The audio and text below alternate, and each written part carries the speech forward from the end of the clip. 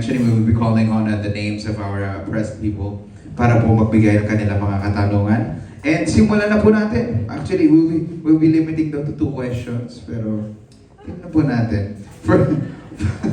First po, para sa mga katanungan, we have Sir Erwin Ogawa from Anong Ganap.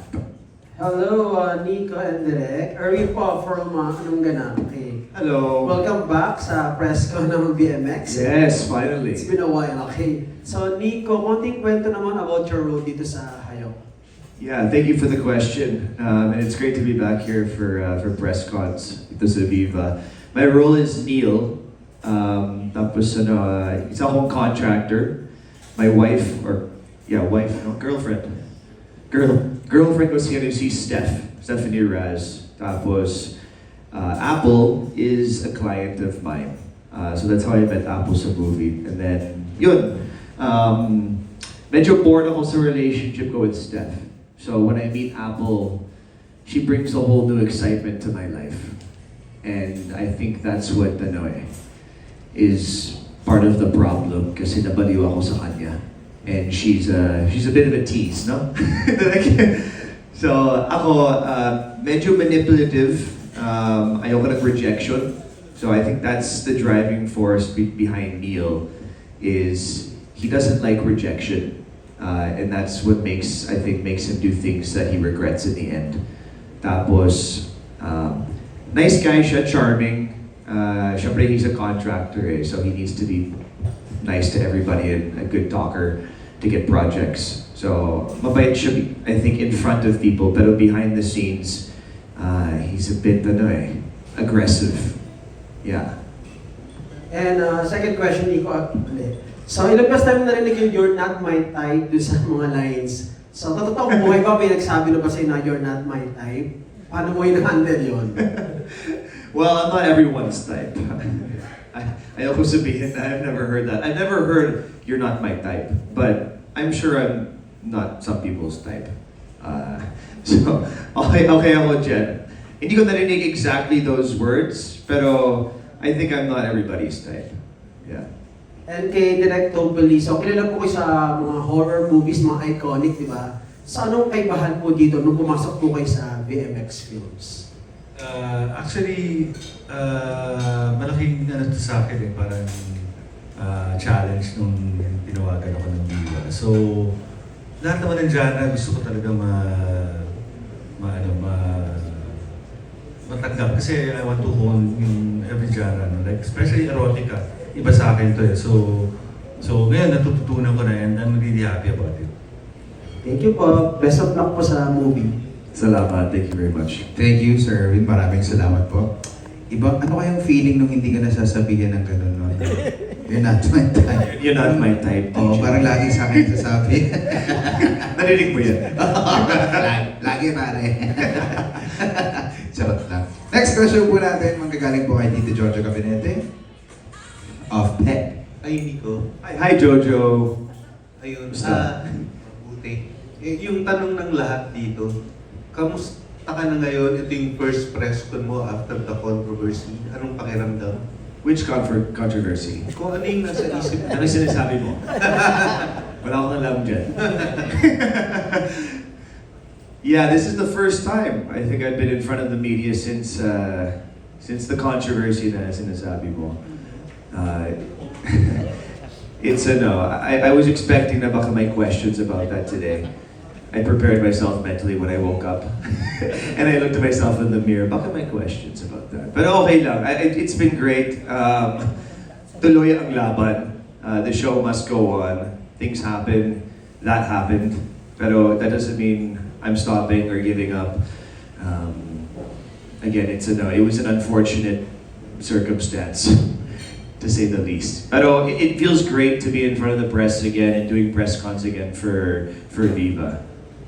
But in all fairness, ikaw yung may pinakamagandang feedback tungkol sa interview sa ni Boy Abunda.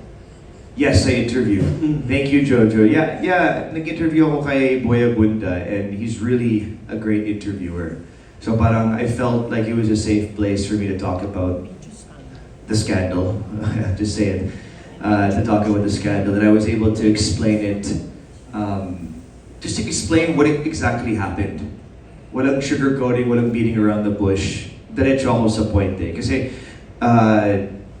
para sabihin ng totoo, I don't want to spend the whole press con talking about this kasi yung focus natin is the film. But, the law was broken, na-videohan ako sa moment yan without my knowledge. So I just wanted to explain it in a very factual way.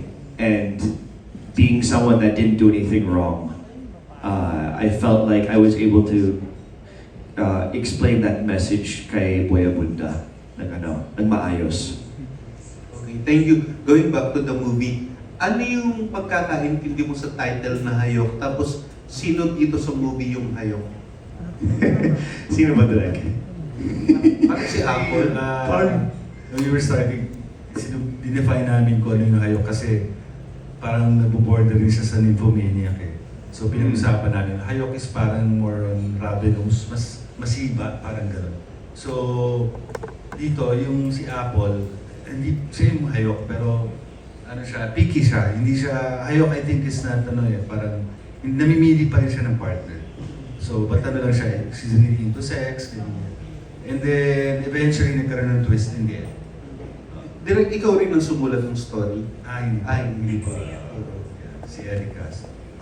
Kamusta mo naman po yung, kayo po yung pumili ng mga artista? Hindi naman, but si Boss Vic, pero I'm really fortunate na magagaling itong mga actors. Especially si Nico na tinutulungan niya ako sa mga positions. ano maganda. And then si Apple also is very, really good at sa acting.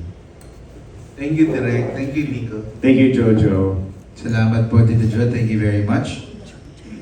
Okay lang, wala na raw magtatanong kung Wala na. Salamat po. Alright, tuloy po tayo from LSFM, Sir John Fontanilla. Congratulations, Direk and Nico. Nico, Thank you. my question is, ikaw ba nangangarap ka din makatawid ng mainstream? Like yung ibang mga sexy actors na nag-start din sa pagpapasexy and then later on, kinilalang actor. I view it differently kasi I don't view it as something that I have to, I have to jump to mainstream. I view myself as an actor. Kaya, when people ask, or say na Viva Max actor ako, sinasabi ko ng actor ako. Kasi ginagawa kong Viva Max films, pero I also do mainstream, I also do films outside of the Philippines. So parang, I just want to be in the craft of acting. I'm not picky sa, gusto ko mag-mainstream, I'm not gonna do VMX anymore. This is a genre of film, it's like you said, erotica. So parang, for me, I don't really, I'm not super picky. Basta maganda yung kwento, magaling yung director, maganda yung storytelling. Those are the important things to me. Meron akong mainstream project this month, actually until July, we're shooting. Hindi ko pwedeng sabihin yung title, but it's a really big project and I'm really blessed to be a part of it. And it's mainstream talaga. So with that being said, yeah, gusto ko mag-crossover sa mainstream, and I want to do more mainstream projects. Pero I don't close my doors to these types of projects kasi if I like the role and I like the story and I like the director, bakit hindi? Kasi I don't understand yung mga artists that limit themselves. We're actors eh. We're supposed to be able to do all types of different roles. When I wanted to be an actor in the beginning, when I was 19 years old, that's yan yung goal ko, is to do a bunch of different roles. If it's a BL series, okay lang. Because that's a different type of genre, different type of role. Erotica, mainstream. So those are all different categories that I would like to be a part of still. And I think parang siguro a stigma dito sa Pinas na, okay, if you do mainstream, hindi pwedeng mag-bold. They're different different genres. So I want to be a part of all the genres. I'm not closing my doors. Work is working. Yes, thank you. Pero if ever, may mga dream actors ka ba na gusto mo pa kong makawork? Dream actors.